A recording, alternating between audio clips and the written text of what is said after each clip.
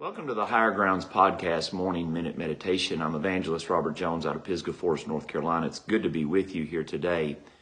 The thought that I'm thinking about today is Paul on the ship of Euroclydon, and he said this thought. He says, "For the Lord stood with me this night of whose I am and whom I serve."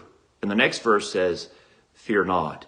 Chaos has gripped our world because of the coronavirus, and I'm not making light of the coronavirus by no means, but it definitely has put us in a chaotic state. But can I say, when God shows up in the most chaotic states, there's a peace that is there. I thought about of Abraham and Isaac when he heard the voice, "Abraham, Abraham." When Moses or Noah got on the ark, the Lord says, "Come." Even though they went through that flood, may I say, there was probably a peace like none other inside that ark. And the year that King Uzziah died, Isaiah saw the Lord high and lifted up. And it was a very tragic time for Isaiah, but boy, God showed up. Changed his whole complexity and outlook on life.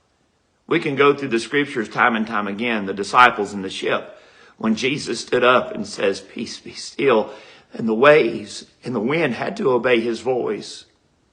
When Mary and Martha there at the tomb of Lazarus, boy, how tragic that was. But yet when God showed up, it changed the whole complexion of that situation. I think about Mary at the tomb when Jesus spoke to her, thought that he was just a gardener. Boy, that still small voice, when God spoke to her and she turned around and says, "Rabboni," which means master. Can I say there is a chaotic state going around this world? But may I say, when God shows up in our chaotic state, there's nothing like the peace of God when he says, "Fear not." Are you drawing nigh to God in this most chaotic state and be able to take it to a world saying, "Hey, there's a peace in this storm." And that peace is through Jesus Christ and him alone.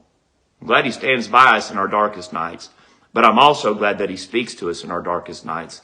Just two simple words: fear not. Hope this has been a blessing to you. God bless you, is my prayer.